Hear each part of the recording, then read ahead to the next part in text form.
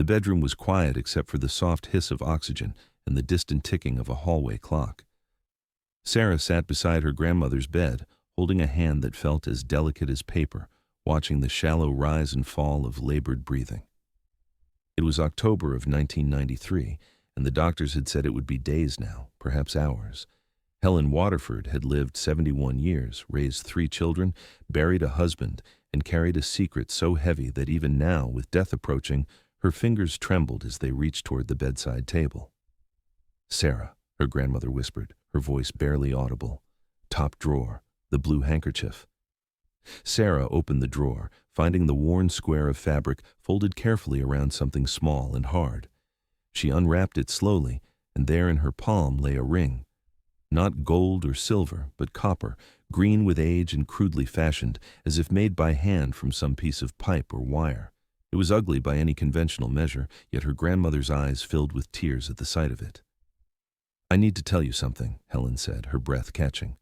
"Before I go, someone needs to know the truth. About this ring, about what it means, about why I've hidden it for 50 years. Sarah leaned closer, her heart hammering. In all her 23 years, she had never seen her grandmother cry. Helen Waterford was a woman of steel and silence, a retired nurse who'd served her community with quiet dignity, who'd raised her family through the Depression's tail end and the uncertainties of the Cold War.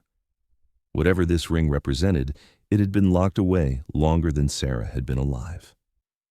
"It was given to me by a German prisoner," Helen whispered, "during the war. His name was Franz." The words hung in the air like smoke. Sarah's mouth opened, then closed. Her grandmother, the woman who'd attended every church service, who'd been married to Grandpa Robert for 43 years, who embodied everything proper and American about the greatest generation, had kept a gift from an enemy soldier, hidden for half a century. "I need you to understand," Helen continued, her grip tightening on Sarah's hand with surprising strength. "I need someone to know it wasn't what people would have thought. It wasn't scandal or treason or shame. It was something else entirely, something I've never been able to explain to anyone, not even myself, until now." She closed her eyes, and when she spoke again, her voice carried the weight of decades. "Let me tell you about the summer of 1943, when I was 21 years old and believed I understood what it meant to hate. Virginia in July was a furnace, the kind of heat that pressed down from above and rose up from below, trapping everything in between in a suffocating embrace. Helen had arrived at Camp Pickett 2 weeks earlier, one of 15 nurses assigned to the sprawling prisoner of war facility that had materialized seemingly overnight in the St. Pine forests south of Petersburg. She'd volunteered for the position after completing her nursing training in Baltimore, driven by a fury she could barely contain. Her brother James had been killed at Kasserine Pass in February, one of the first American casualties in North Africa. And she wanted to do something, anything, to contribute to the war effort. Working with German prisoners wasn't what she'd imagined, but the Army needed medical staff at the POW camps, and Helen needed to feel useful. If caring for wounded enemies was how she could serve, then so be it. At least she'd be reminded daily of exactly who had taken her brother from her. The camp itself was enormous, a small city of tar paper barracks surrounded by double fence lines and watchtowers. By the summer of 1943, it held nearly 4,000 German prisoners, most captured during the North African campaigns when Rommel's Afrika Korps had finally collapsed under Allied pressure. They arrived in waves, transported across the Atlantic in the holds of Liberty ships, then loaded onto trains that brought them deep into the American heartland, where escape would be futile, even if attempted. The regulations were clear and repeated constantly. No fraternization, no personal conversations, no exchange of gifts or letters. American staff were to maintain professional distance at all times. Violations would result in immediate dismissal for civilians and court-martial for military personnel. The enemy was still the enemy, even behind barbed wire on American soil. Helen understood those rules. She supported them. These men had fought for Hitler, for a regime of such evil that it seemed to poison everything it touched. They deserved medical care under the Geneva Conventions, yes, but nothing more. Certainly not kindness, certainly not humanity beyond what international law required. The infirmary was a long, low building near the camp's administrative section, equipped with 20 beds, a small surgery, and supply rooms stocked with whatever the army could spare. Most of the injuries Helen treated were minor, accidents from work details or chronic conditions that had gone untreated during the chaos of combat and capture. The prisoners arrived stoic and silent, rarely meeting her eyes, accepting care with the same rigid discipline they'd carried from the battlefield. Then, in early August, a new worker was assigned to the infirmary staff. The camp commander appeared one morning with a thin young man in a faded Afrika Korps uniform, the tropical tan fabric incongruous in the Virginia humidity. "This is prisoner Franz Schneider," the commander said in clipped tones. "He's a trained medic, worked in a field hospital unit. We're short-staffed, and regulations allow for prisoner medical personnel to assist under supervision. He'll help with basic care, changing bandages, distributing medications, that sort of thing. You're to supervise him at all times, Nurse Waterford." "No exceptions." Helen looked at the prisoner, really looked at him for the first time. He was young, perhaps 24 or 25, with dark hair cut short in military fashion and eyes that seemed older than his face. He stood at attention, not meeting her gaze, his posture perfect despite obvious exhaustion. There was something about him that struck her as different from the other prisoners, though she couldn't name what it was. A gentleness, perhaps, or a deep, bone-tired sadness that went beyond the weariness of captivity. "Verstehen Sie English?" she asked, using one of the few German phrases she'd learned. "Do you understand English?" "Yes," he replied quietly, his accent thick but comprehensible.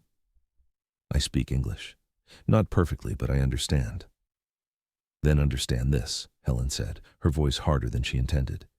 "You do exactly what I tell you, when I tell you, and nothing else. You don't speak unless spoken to.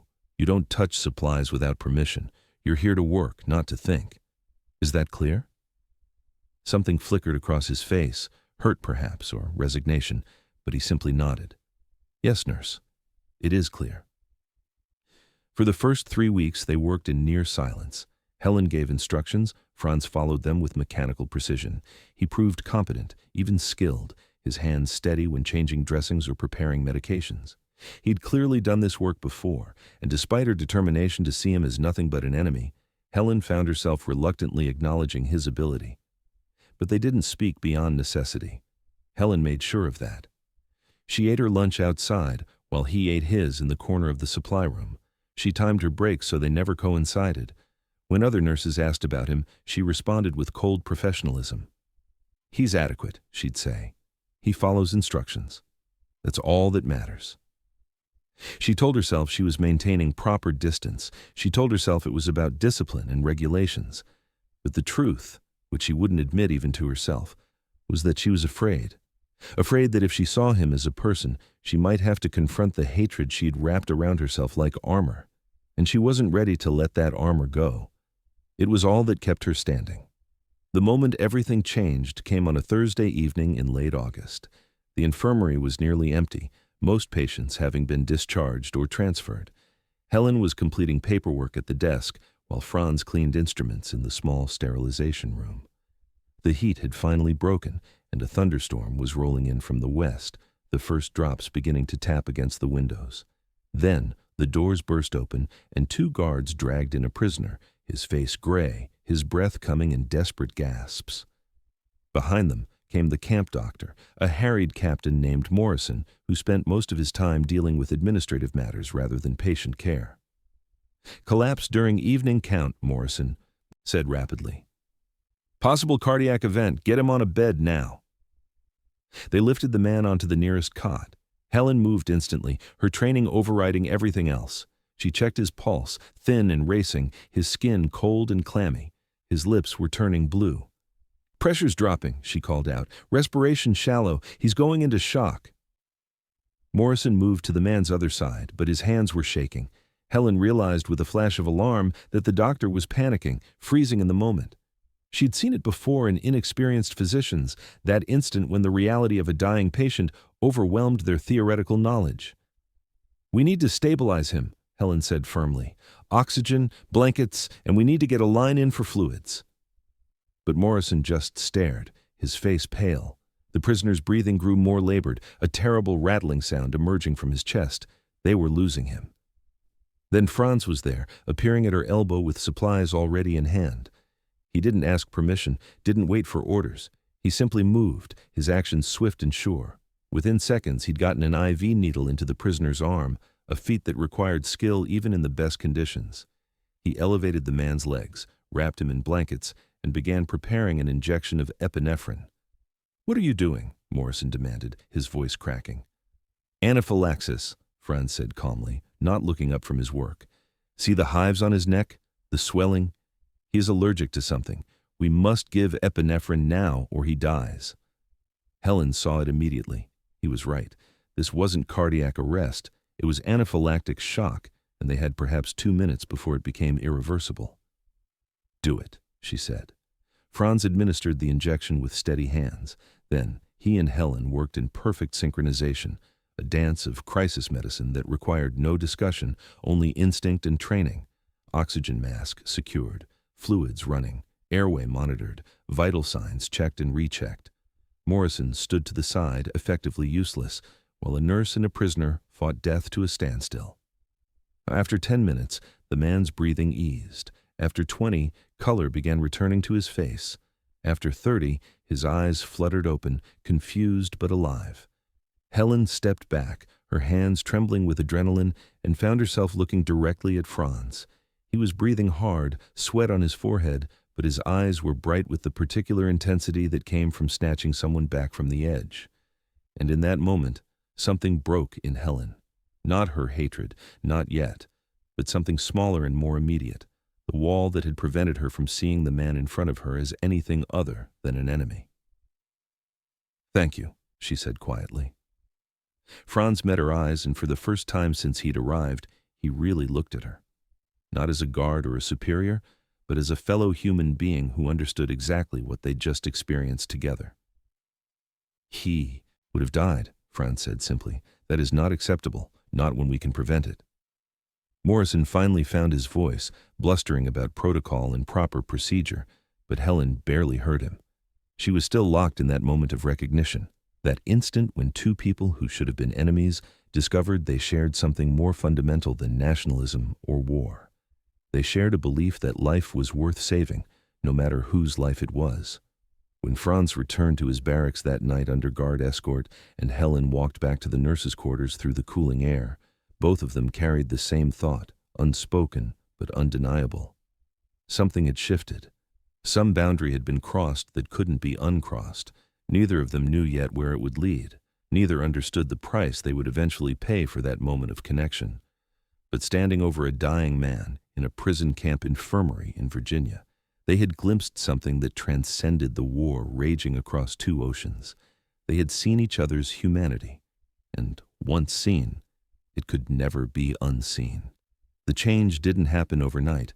In the days following the medical emergency, Helen and Franz maintained their professional distance, at least outwardly. But something fundamental had altered in the space between them.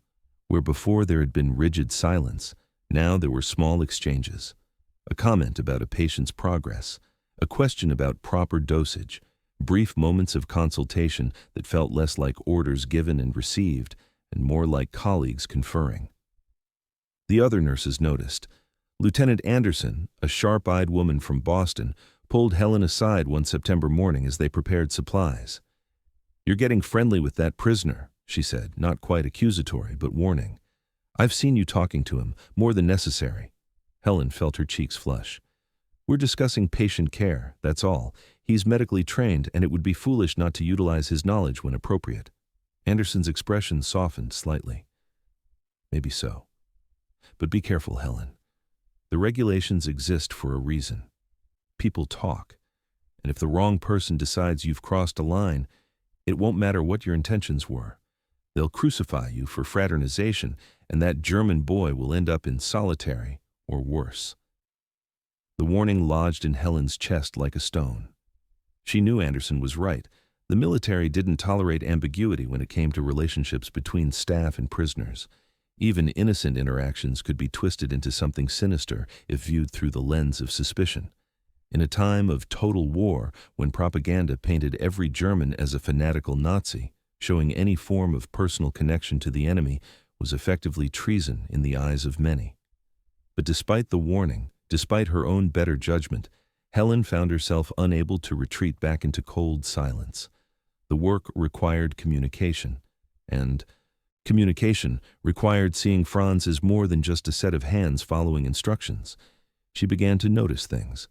The way he was invariably gentle with patients, even those who spat at him or cursed in German. The meticulous care he took with every task, no matter how menial. The sadness that sometimes crossed his face when he thought no one was watching. One October afternoon, while organizing the medication cabinet, Helen broke the unspoken rule. She asked a personal question. "Where did you learn English?" Franz looked up from the bandages he was rolling, surprise evident in his eyes. For a moment she thought he wouldn't answer, that he'd recognize the question for what it was, a step beyond professional necessity into genuine curiosity. "My mother," he said finally quietly. "She was a teacher in Munich. She believed we should learn languages, that it would make us citizens of the world, not just of Germany. English, French, a little Italian. She said that words build bridges." "And did they?" Helen asked. "Build bridges?" Franz's expression turned bitter. "No, they built nothing. The bridges burned long before I could use them." He returned to his work, and Helen sensed the door closing. But the next day, while preparing instruments for a minor surgery, he spoke without prompting. "I was studying medicine at the university in Munich. 3 years completed when the conscription came. I tried to volunteer for medical service only, but they needed soldiers more than medics, so I became a soldier who happened to know medicine." He paused, his hand stilling over the tray. "I did not want to fight. My family, we were not supporters of the regime. My father called Hitler a madman at our dinner table. My mother cried when the restrictions against Jews began, but what could we do? Say no and be arrested? Resist and watch our family destroyed?" The confession hung between them, dangerous and raw. Helen knew she should stop this, should remind him that personal histories were irrelevant, that his motivations didn't change what he'd fought for. But instead, she found herself speaking her own truth. "My brother was killed in February, at a place called Kasserine Pass in Tunisia. He was 19 years old. He'd enlisted the day after Pearl Harbor, couldn't wait to get into the fight. He wrote me letters about how he was going to help save the world from tyranny." Her voice cracked slightly. "The army sent us a telegram and a flag. That's all we got back of James, a telegram and a flag." Franz set down the instruments. When he looked at her, his eyes were filled with something she hadn't expected. Not guilt exactly, but a shared recognition of loss. "I am sorry," he said simply. "Truly. For your brother. For all the brothers and sons and fathers. For all of it." "Were you there?" Helen asked, the question emerging before she could stop it. "In Tunisia?" "Yes, I was at El Alamein first, then the retreat. I was captured near Tunis in April. Perhaps I treated men who fought against your brother. Perhaps I tried to save them, or perhaps I failed them. The desert was chaos. Everything was chaos." He met her eyes directly. "But I did not kill him, if that is what you are asking. I carried a weapon, yes, but I never fired it at anyone. I was a medic. I only tried to keep people alive." The conversation should have ended there. Helen should have shut it down, reminded them both of the rules, of propriety, of the vast divide that separated them. But she didn't. Instead, over the following weeks, they began to talk. Carefully, always under the pretense of work, always aware of the guards who periodically checked the infirmary. But they talked. Franz told her about Munich before the war, about the university and his dreams of becoming a surgeon, about his younger sister who played violin, and his father who sold books from a small shop near the Marienplatz. Helen told him about growing up in Maryland, about her nursing training, about how she'd wanted to join the Army Nurse Corps and serve overseas, but had been assigned to POW camp duty instead. They discovered unexpected common ground. Both loved classical music, though Franz preferred Bach while Helen favored Beethoven. Both had read Thomas Mann, though for Franz it was in the original German and now banned as degenerate literature by the Nazis. Both believed that medicine was a calling rather than just a profession, a sacred duty to preserve life even when the world seemed determined to destroy it. The conversations became the center of Helen's days. She found herself watching the clock, counting hours until her shift when she'd see him again. She began to recognize his footsteps in the hallway, the particular way he organized his workstation, the small furrow that appeared between his eyebrows when he concentrated on difficult tasks. And she knew, with growing alarm, that what she felt had moved far beyond professional respect. It was something else, something she had no right to feel, something that violated every regulation and every loyalty she was supposed to maintain. But knowing it was wrong didn't make it go away. If anything, the impossibility of it made the feeling stronger, more desperate. Franz felt it too. She could see it in the way he looked at her when he thought she wasn't watching, in the extra care he took with tasks she'd assigned, in the small gifts he began leaving for her. Not gifts exactly, that would be too dangerous, but gestures. A patient chart filed with perfect precision, a supply cabinet organized beyond what was required. Once, in December, a small pine branch tucked into the corner of her desk, bringing the scent of winter and forest into the sterile infirmary. They never spoke of it directly. To name it would make it real, would force them to confront the impossibility of their situation.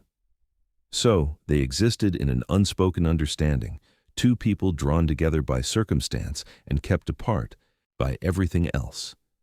But others began to notice. Lieutenant Anderson's warnings became more frequent and more urgent. The guards watched more carefully. Once, a prisoner muttered something in German as Franz passed, and though Helen didn't understand the words, Franz's face went white. Later, he told her in a whisper that the man had called him a traitor for being friendly with Americans. "They think I collaborate," Franz said, his voice tight with fear. "They think I give you information or betray my comrades for better treatment. Some of the prisoners, the true believers in the cause, they are dangerous even here. If they think I have dishonored Germany, they will find ways to punish me." Helen felt ice in her stomach. What kind of ways? Accidents, a fall downstairs, something in food. Prison camps are their own world with their own justice. He looked at her intently. "We must be more careful, for both our sakes." They tried. For 2 weeks in January of 1944, they barely spoke beyond necessary instructions.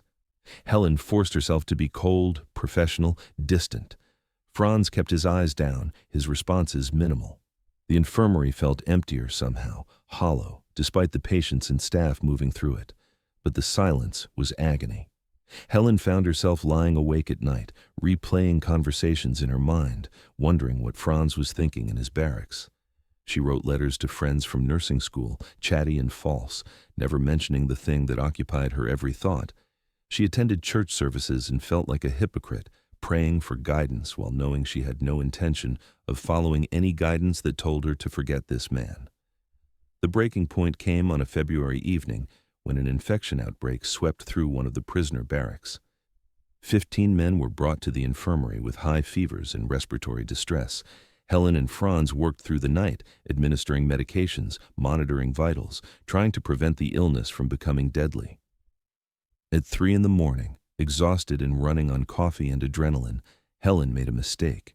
She prepared the wrong dosage of medication, her exhausted mind transposing numbers. Franz caught it just before she administered the injection. "Wait," he said, his hand gently catching her wrist. "That is too much. It should be 0.5 milliliters, not 5 milliliters. You would kill him." Helen stared at the syringe, horror washing over her.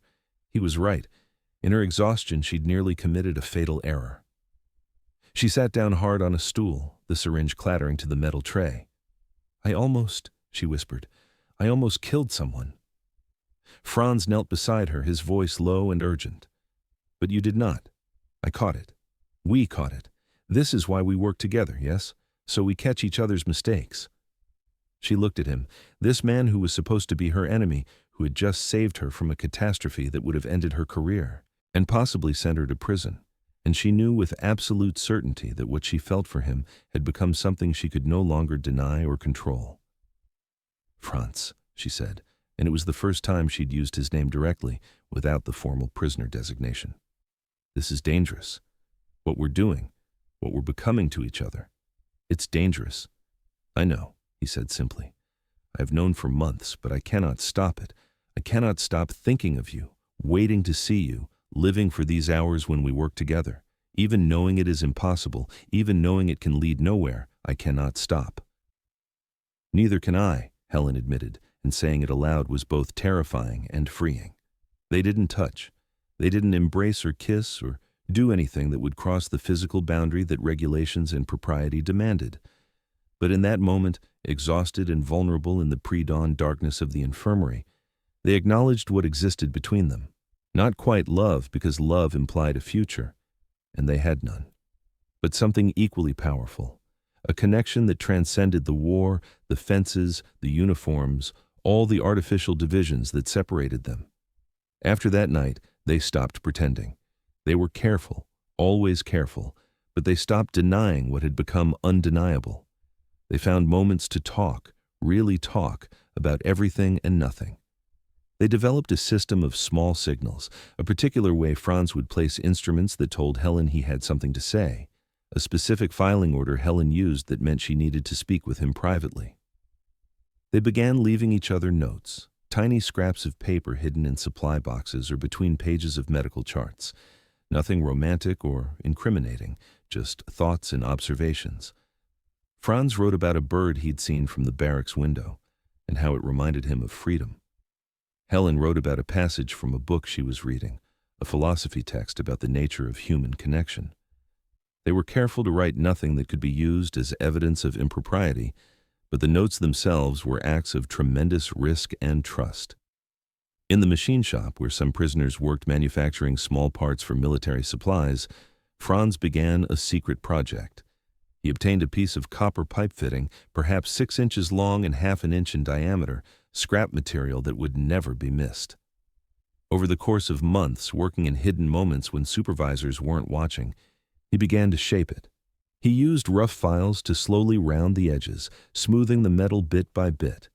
He heated it carefully over contraband matches to make it more malleable, then hammered it gently against concrete to flatten and curve it. The work was painstaking, requiring hours upon hours of effort stolen from precious rest time. His fingers developed calluses and burns from the work, small injuries he concealed from Helen. He shaped it into a ring, crude and imperfect, but made with extraordinary care. On the inside, using a nail filed to a sharp point, he scratched words in English, "Hope survives." Just 2 words, but they contained everything he couldn't say aloud, everything that existed between them against all logic and reason. By April of 1945, as news reached the camp that the war in Europe was collapsing, that Allied forces were pushing into Germany itself, Franz completed the ring. He carried it in his pocket for 3 days, trying to find the right moment, the right words, knowing that giving it to Helen was dangerous beyond measure. If discovered, the ring could be interpreted as a romantic gift, evidence of fraternization that could see Helen court-martialed and Franz potentially executed for corrupting an American officer. But he also knew that time was running out. The war would end soon, prisoners would be repatriated, whatever existed between them would be severed by circumstances far beyond their control. He had to give her something to remember that it had been real, that in the midst of humanity's worst impulses, 2 people had found connection instead of hatred.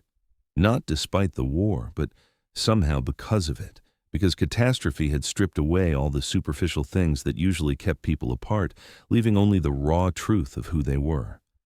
The ring was that truth made solid, a promise of nothing except that hope could survive even in the darkest places, that humanity could persist when everything conspired to destroy it. Now he just needed the courage to give it to her, and the words to explain what it meant without saying too much. Because some things were too dangerous to speak aloud, even when they were the most important truths of all. The moment came on a Tuesday afternoon in late April, when spring had finally broken winter's grip on Virginia, and the world felt poised on the edge of something enormous. News had reached the camp that Hitler was dead, that Berlin had fallen, that the war in Europe was effectively over. The prisoners knew it too, and a strange atmosphere had settled over Camp Pickett, tension mixed with relief, mixed with uncertainty about what came next. Helen was restocking supplies in the small storage room adjacent to the infirmary when Franz appeared in the doorway. They were alone, a rare occurrence that usually happened only by accident. He glanced over his shoulder to confirm no one was watching, then stepped inside and quietly closed the door most of the way, leaving it slightly ajar to avoid suspicion. "I need to give you something," he said, his voice low and urgent, "before it is too late." Helen's heart hammered. "Franz, you can't give me anything. If someone finds out, I know the risk." He pulled something from his pocket, wrapped in a scrap of cloth. "But I cannot leave without you having this. I cannot disappear back to Germany knowing I gave you nothing to prove this was real." He unwrapped the cloth, and there in his palm lay the ring. Helen stared at it, this crude circle of copper that had clearly been worked by hand over many hours. It was imperfect, the surface slightly uneven, the color mottled green and brown where oxidation had begun its inevitable work. But there was something beautiful in its imperfection, something honest. "I made it in the machine shop," Franz said, "from pipe scrap. I know it is not gold or silver. I know it is ugly by any measure, but it is all I have to give you." Helen reached out, her hand trembling, and took the ring. It was warm from his pocket, surprisingly heavy. She turned it over and saw the scratched words on the inside. "Hope survives." "It is not an engagement ring," Franz said quickly, reading her expression. "I'm not so foolish as to imagine we could have that kind of future. But I wanted you to have something to remember, that in the middle of this terrible war, we found something good. We found proof that people can still see each other as human beings, even when the world tells them they are enemies." Tears blurred Helen's vision. She wanted to say so many things, wanted to tell him what he'd meant to her, how he'd changed everything she thought she understood about hatred and forgiveness and the possibility of connection across impossible divides. But the words stuck in her throat, too big and too dangerous to release. "I will never forget you," she managed finally. "Never. No matter what happens, no matter where life takes either of us, I will remember this. I will remember you." Franz stepped closer, and for one moment Helen thought he might embrace her, might cross that final physical boundary they'd maintained so carefully. But he didn't. Instead, he simply looked at her with an intensity that felt more intimate than any touch. "Be happy," he said. "When this is over, when you return to your life, be happy. Find someone good who deserves you. Have children and grandchildren. Live the life I will never see. And sometimes, perhaps, remember the German prisoner who thought you were the finest person he ever met." "Franz," Helen began, but he was already moving toward the door, already retreating back into the role of prisoner and subordinate, the masks they had to wear for survival. "Thank you," he said formally, loudly enough to be heard if anyone was listening.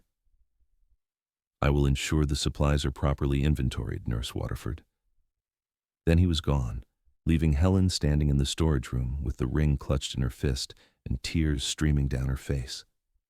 She stood there for a long time, trying to compose herself, trying to figure out how she was supposed to continue existing in a world where this thing between them had nowhere to go and no future beyond this moment.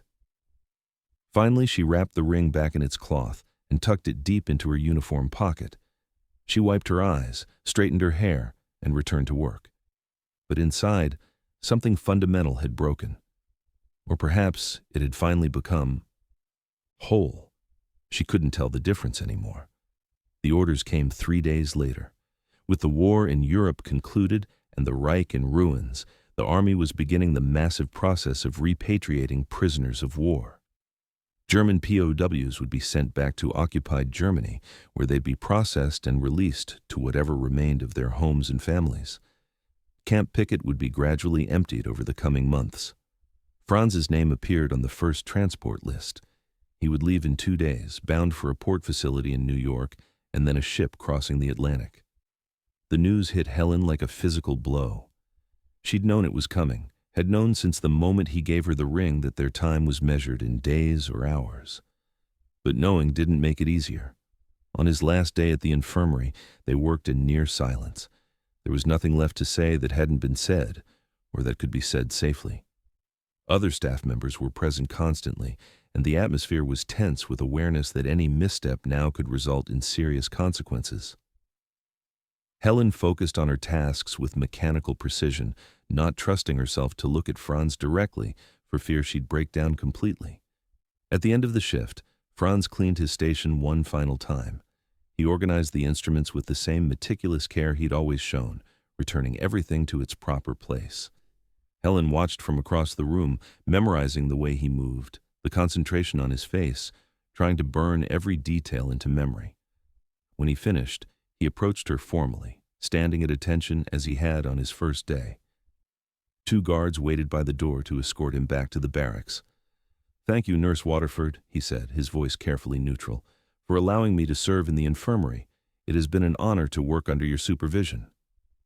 "You were an excellent assistant," Helen replied, somehow keeping her voice steady.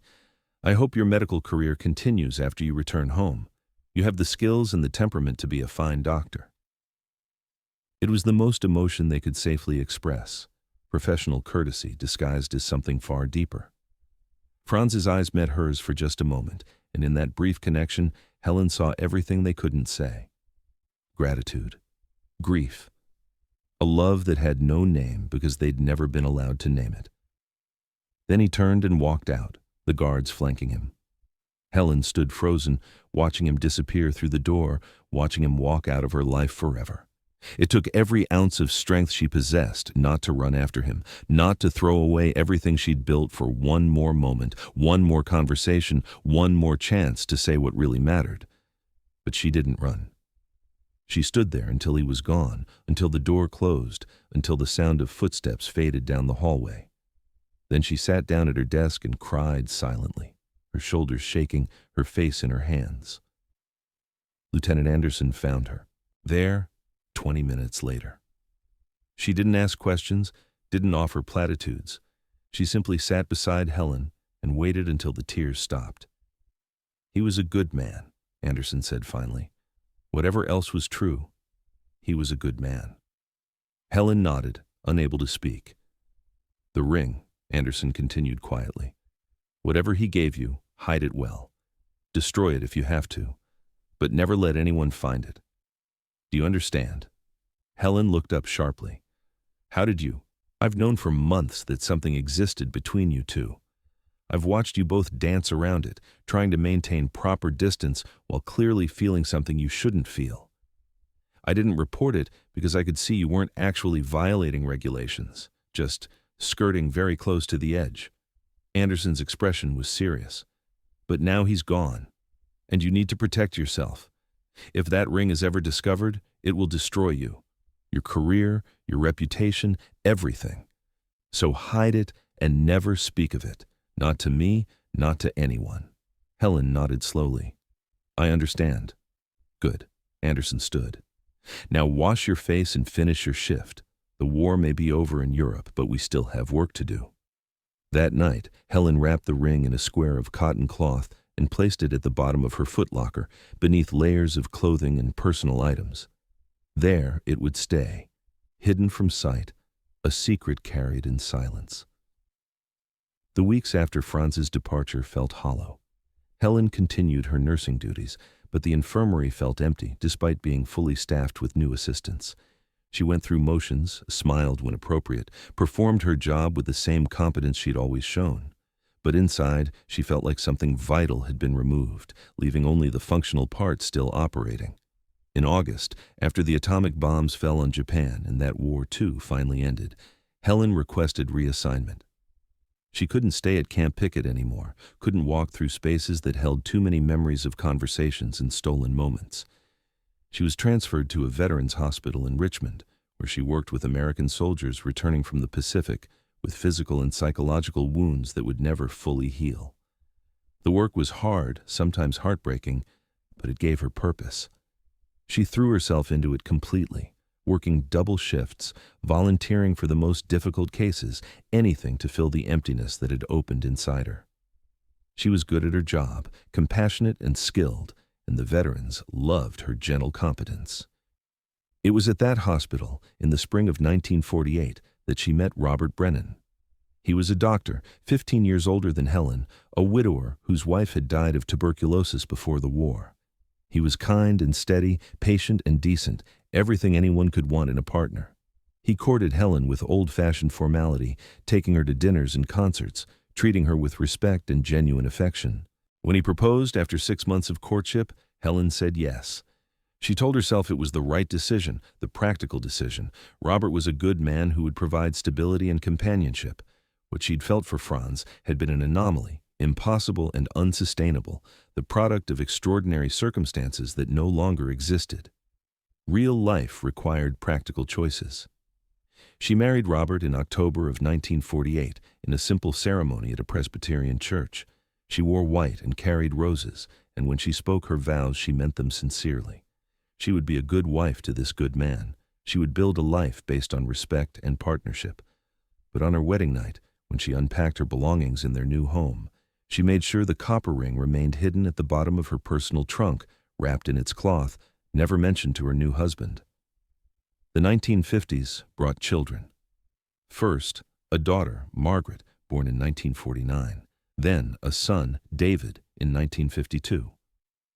Helen devoted herself to motherhood with the same intensity she'd brought to nursing, determined to be present and loving, to give her children everything they needed to thrive. Robert was a devoted father, working long hours at the hospital but always making time for family dinners and bedtime stories. They were happy, in the way many post-war families were happy, content with prosperity and normalcy after years of uncertainty and loss. They bought a house in the suburbs, attended church regularly, hosted dinner parties with other doctors and their wives. Helen joined the Parent-Teacher Association, volunteered at the hospital auxiliary, lived the life that was expected of educated women in that era. But in quiet moments, when the children were asleep and Robert was reading medical journals in his study, Helen would sometimes open her trunk and unwrap the cloth, holding the copper ring in her palm. She never wore it, never even tried it on, but she needed to know it was still there, still real, proof that what she'd experienced during the war hadn't been imagined. The 1960s brought change and turmoil. The children grew into teenagers with opinions about Vietnam and civil rights, and the counterculture that baffled their parents. Robert grew more conservative with age, troubled by the social upheaval around them. Helen found herself somewhere in between, understanding her children's idealism while also appreciating her husband's desire for stability. She continued nursing part-time, working at a community clinic, and found purpose in caring for people regardless of their political beliefs or social status. The work reminded her of something Franz had once said, that medicine existed beyond politics, that healing was a fundamental human duty, transcending all other considerations. Margaret went to college and became a teacher. David studied engineering. Both married, had children of their own. Helen and Robert became grandparents, their house filled with visits and noise and the chaos of young families. Robert's hair went white, his pace slowed. Helen felt time moving faster, the years compressing into decades that seemed to pass in moments. The 1970s and 80s brought retirement. Robert sold his practice in 1976, and they moved to a smaller house. They traveled some, visiting national parks and historical sites, filling their days with the quiet routines of long married couples. They were comfortable with each other, affectionate in understated ways, good companions grown old together. Robert never knew about Franz. Helen never told him, never even hinted at the existence of the ring hidden in what was now an antique trunk stored in the basement. It wasn't that she didn't trust Robert or that her affection for him was false. It was simply that some experiences existed in chambers of the heart that couldn't be shared, that belonged only to the person who lived them. In 1987, Robert had a massive stroke while working in the garden. He died 3 days later, never regaining consciousness. Helen grieved genuinely and deeply. They'd shared 40 years together, raised children, built a life. His death left her unmoored and alone in ways she hadn't anticipated.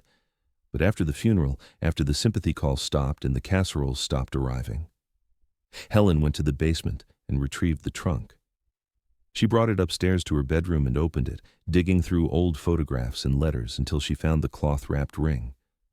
She held it under the lamplight, seeing how the copper had aged, how the green patina had spread across its surface like moss over stone.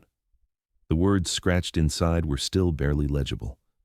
Hope survives. And Helen realized, sitting alone in her bedroom at 65 years old, that she'd survived too.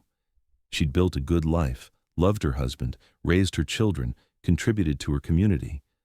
But this ring represented something she'd never been able to replicate or replace, a connection so profound that nearly 50 years hadn't diminished it. She couldn't wear it, not even now as a widow. The questions it would raise would be too complicated to answer, but she kept it close after that, moving it from the basement trunk to the drawer of her bedside table, wrapped in its cloth, a secret companion through her remaining years. She never tried to find Franz, never searched for information about what happened to him after repatriation. Part of her was afraid to know, afraid he'd died in the chaos of post-war Germany, afraid he'd lived but forgotten her, moved on completely while she'd carried this memory like a talisman. Better not to know, she told herself. Better to preserve the memory of those months in Virginia when two impossible people had found each other against all logic and reason. The 1990s brought grandchildren graduating college. Technology she didn't fully understand. A world that felt increasingly foreign. Helen aged gracefully, maintaining her independence, still volunteering at the clinic until arthritis made the work too difficult. She was beloved by her family, respected in her community, remembered by former patients as one of the finest nurses they'd ever known. And through it all, hidden in her bedside drawer, the copper ring waited. A secret carried silently for nearly 50 years, a reminder that even in humanity's darkest hours, connection was possible. That hope could survive even when everything conspired to destroy it. Now, lying in her bed with death approaching and her granddaughter Sarah sitting beside her, Helen knew the time had come. She couldn't take this secret to her grave. Someone needed to know that it had been real, that Franz had been real, that what they'd shared mattered even though it had led nowhere except to this moment of confession. "The ring," she whispered to Sarah, her voice fading. "That ring represents the most important thing I learned in my entire life. That human connection can exist anywhere, even in the midst of war, even between enemies, even when it's impossible and forbidden and can lead nowhere. It still matters. It still changes you. And that change is worth protecting, even if you have to hide it for 50 years. Sarah squeezed her grandmother's hand, tears streaming down her face. "Why didn't you ever try to find him? After the war, after Grandpa died, why didn't you try?" Helen's eyes closed, a sad smile touching her lips. "Because I was afraid. Afraid he was dead. Afraid he'd forgotten. Afraid that knowing the truth would diminish what we had." She opened her eyes again, looking directly at Sarah. "But you could find him, or find out what happened to him. I think I need to know before I die. I think I need someone to tell him, if he's still alive, that I kept the ring, that I never forgot, that it mattered." "I'll find him," Sarah promised, though she had no idea how she would fulfill that promise. "I'll find out what happened, I swear." Helen nodded, satisfied. The secret had been spoken at last. The weight she'd carried for half a century had been shared. Whatever happened next would unfold without her, but at least the truth would survive. Hope would survive, just like the words scratched inside a copper ring promised all those years ago in a prison camp infirmary in Virginia. Helen died 3 days after that conversation, slipping away peacefully in the early morning hours with Sarah holding her hand. The funeral was well attended, the church filled with family, former patients and colleagues who remembered her decades of service. The eulogy spoke of her dedication to nursing, her love for her family, her quiet strength and compassion. No one mentioned a German prisoner or a copper ring hidden for 50 years. That story remained Sarah's alone to carry forward. In the weeks after the funeral, as Sarah helped her mother sort through Helen's belongings, she kept returning to the ring. She'd wrap and unwrap it, studying the crude workmanship, the scratched words inside, trying to imagine the hands that had made it and the circumstances that had brought two people together across such an impossible divide. Her grandmother's story had lodged itself in Sarah's chest like a splinter, painful and impossible to ignore.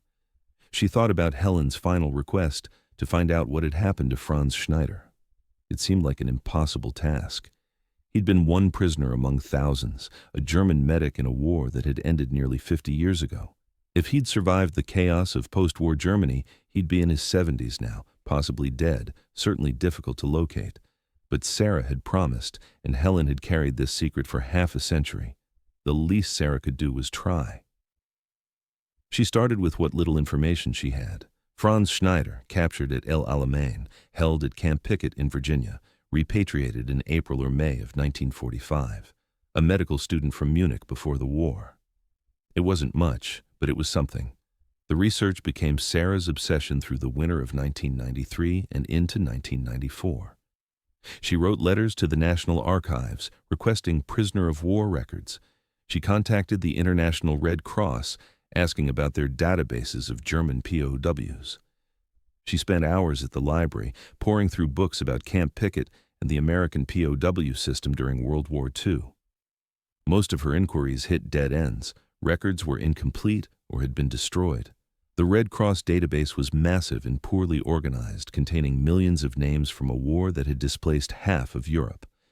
Months passed with no progress, and Sarah began to fear she'd never find anything, that Franz Schneider had simply disappeared into history like so many others. Then, in March of 1994, she received a response from the National Archives. They'd located a transport manifest from Camp Pickett dated May 7, 1945. Among the names listed was prisoner Franz Josef Schneider, service number listed, transported to New York for repatriation to the American zone of occupation in Germany. The destination listed was a processing center near Frankfurt. It was the first concrete evidence that Franz had existed beyond Helen's memory. Sarah stared at the photocopied document, at the typed name among hundreds of others, and felt a chill run through her. He'd been real. This wasn't just her grandmother's story anymore. It was documented history. But the trail went cold after Frankfurt. The processing center had released thousands of POWs in the months after the war, and record-keeping had been chaotic at best. Many men had simply walked away, heading home to whatever remained of their families and cities, never formally processed out of military custody.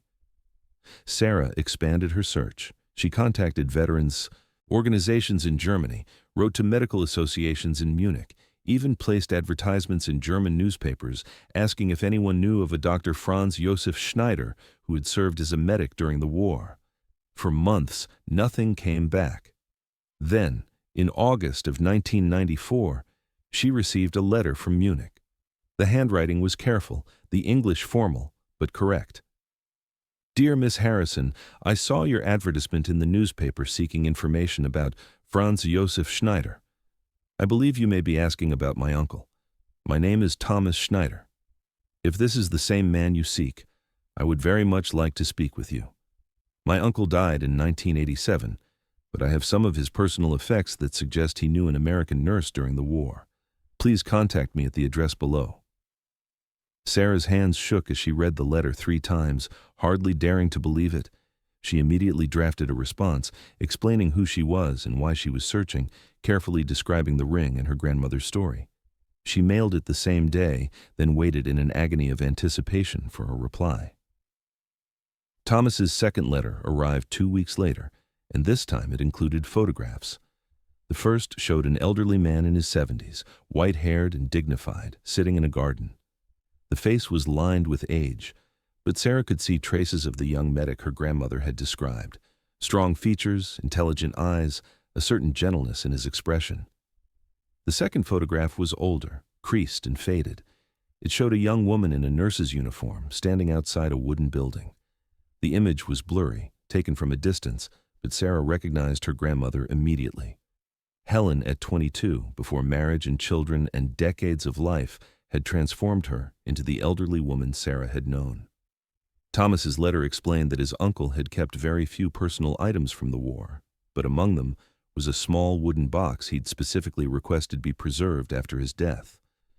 The box contained the photograph, some pressed flowers that had crumbled to dust over the years, and a letter, written in English, addressed to Helen Waterford but never sent. I believe my uncle carried this letter his entire life, Thomas wrote. I do not know why he never sent it. Perhaps he did not know how to find her. Perhaps he feared disrupting her life. But I think he would want her to know what he wrote, even if she is no longer alive to read it. I am enclosing a copy of the letter. The original is fragile, but I have transcribed it exactly as he wrote it. Sarah's vision blurred with tears as she unfolded the transcribed letter. The words were written in careful English, dated June 19th, 1947, 2 years after Franz's repatriation. Dear Helen, I do not know if this letter will ever reach you. I do not even know if you are still alive, if you survived the war and the years since, but I needed to write. These words, even if they are never read by anyone but myself. I have been home in Munich for 2 years now. The city is in ruins, worse than anything I saw in Africa. My family survived, though my father's bookshop is gone, burned in the bombings. My sister lost her husband in the final days of the war. My mother aged 20 years in the 5 I was gone. Germany is broken in ways that will take generations to repair, if it can be repaired at all. But I'm alive, and I'm finishing my medical studies. The university reopened last year, and they accepted former soldiers who had interrupted their education for the war. In 2 more years, I will be a doctor, the dream I held before everything fell apart. I work in a clinic now, helping where I can, and every day I remember what you taught me about the dignity of healing, about seeing patients as human beings first and everything else second. I want you to know that the months I spent working beside you in that infirmary saved me. Not just my life, though you did save that by recommending I be given medical duties instead of hard labor. You saved something more important. You saved my faith in humanity. After everything I had seen, the death and cruelty and waste, I had begun to believe that human beings were fundamentally brutal, that civilization was just a thin layer covering our worst impulses. I had begun to lose hope that anything good could survive what we had done to each other. Then I met you, and you showed me that even in the middle of war, even between enemies, people could still connect, could still see each other clearly, could still choose compassion over hatred. You treated me with dignity when you had every reason to treat me with contempt. Your brother had died fighting people like me, yet you never let that hatred poison your treatment of the prisoners in your care. That taught me more about human nature than anything I learned in university or experienced in the war. The ring I made for you, those words I scratched inside, hope survives, that was not just a message for you. It was a promise I was making to myself, that I would not give up on humanity despite everything I had witnessed, that I would rebuild my life with the belief that people are capable of goodness even in the darkest circumstances. I do not know if what we felt for each other was love. We never had the chance to find out, never had the freedom to explore what might have been possible in different circumstances. But it was profound nonetheless. It was real and important, and it changed me fundamentally. I am a better man, a better doctor, because I knew you. I hope you are happy wherever you are. I hope you found someone worthy of you, someone who treats you with the kindness and respect you deserve. I hope you have the family and the life that I will never share with you. And I hope that sometimes, perhaps late at night when the house is quiet, you think of me and remember that we proved something important together. We proved that human connection can transcend anything, even war, even hatred, even the worst that history can throw at us. Thank you for seeing me as a person when the world said I was an enemy. Thank you for those months of dignity and conversation, and the brief glimpses of who we both were beneath our uniforms and nationalities. Thank you for the ring, which I still wear sometimes on a chain around my neck, hidden beneath my shirt, a secret reminder of what we shared. I will carry the memory of you until I die, and if there is anything beyond this life, I will carry it still. With profound gratitude and affection, Franz. Sarah sat in her apartment, the letter shaking in her hands, tears streaming down her face. Her grandmother had wondered for 50 years what had happened to Franz, had died, never knowing he'd survived, had built a life, had thought of her. And Franz had carried his own version of the secret, his own copper ring on a chain, his own silent memory of impossible connection. They'd both lived full lives. Helen had married Robert, raised children, served her community. Franz had become a doctor, married a woman named Greta, according to Thomas's letter, had children and grandchildren of his own. They'd both done what they were supposed to do, built the lives that circumstance and propriety demanded. But they'd both carried this secret thing, this memory of each other, until their deaths. Sarah wrote back to Thomas immediately, explaining that Helen had died just months earlier, that she too had kept the ring, had carried the secret for 50 years. She described Helen's deathbed confession, the story she'd told about the infirmary and the medical emergency, and the slowly developing connection that had transformed them both. Thomas's response came quickly. "I think they would both be glad to know they remembered each other so faithfully. My uncle rarely spoke of the war, but once when I was young, he told me that he had known an angel in America. I did not understand what he meant then. Now I do." They continued to correspond over the following months, Sarah and Thomas, two descendants of people who'd loved each other in the only way they'd been allowed, which was silently and from a distance. Thomas shared more stories about Franz's life, his work as a rural doctor in Bavaria, his dedication to his patients regardless of their ability to pay, his love of classical music, especially Bach, his quiet nature and gentle humor. Sarah shared stories about Helen, her nursing career, her volunteer work, her devotion to her family, the way she'd instinctively helped anyone in need. The parallels were striking. Both had spent their lives in service to others, both had chosen healing over bitterness, both had carried private memories that shaped who they became. In November of 1994, Sarah made a decision. She booked a flight to Munich, packed carefully, and brought with her the copper ring that had been hidden for nearly 50 years. Thomas met her at the airport, a man in his 40s with his uncle's eyes and gentle manner. They drove together through the Bavarian countryside to a small cemetery outside a village where Franz had spent the last 20 years of his life. The graves were neat and well-maintained, marked with simple stones. Franz Josef Schneider's headstone was modest. It listed his birth date in 1919 and his death in 1987. Beloved husband, father, and physician. No mention of the war or captivity or the American nurse who'd changed his life. Sarah knelt by the grave, and from her pocket she drew the cloth-wrapped ring.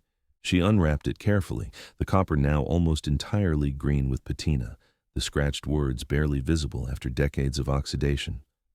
"Hope survives." "She kept it hidden for 50 years, Sarah said softly, speaking as much to Franz as to Thomas. "She never wore it, never told anyone about it until she was dying, but she kept it safe. She remembered you. Every day of her life she remembered." She placed the ring gently on top of the headstone, where it caught the weak November sunlight. The green copper against gray stone looked right somehow, as if it had always belonged there. Thomas stood quietly beside her. After a moment, he spoke. He would have been glad to know she thought of him. It was the great sadness of his life, not knowing what became of her.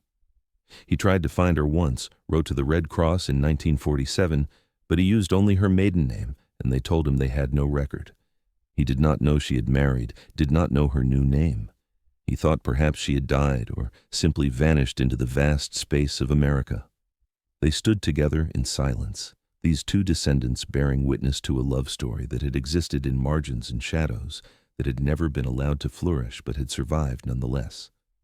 The ring rested on stone, a bridge finally built between two graves, separated by an ocean and decades.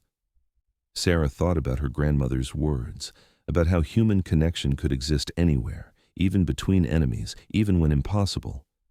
She thought about how Helen and Franz had proved something important, that even in humanity's darkest hours, people could still choose to see each other clearly, could still recognize their shared humanity beneath all the artificial divisions.